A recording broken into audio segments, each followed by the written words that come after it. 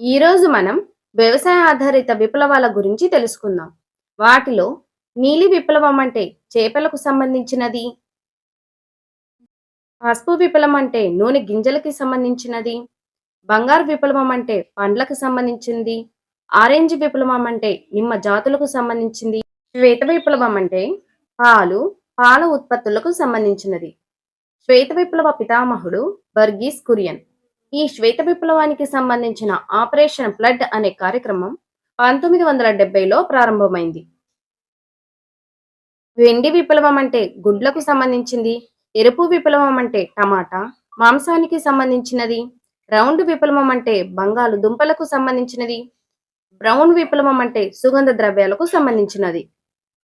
అలానే సెరికల్చర్ అంటే పట్టు పురుగుల పెంపకం, ఎపీకల్చర్ అంటే తేనెటీగల పెంపకం, హార్టికల్చర్ అంటే ఉద్యానవన పెంపకం, ఆక్వాకల్చర్ అంటే రొయ్యల పెంపకం, విటికల్చర్ ద్రాక్ష తోటల పెంపకం, సిల్వికల్చర్ అంటే కల్ప చెట్ల పెంపకం, ఫ్లోరికల్చర్ పూల తోటల పెంపకం.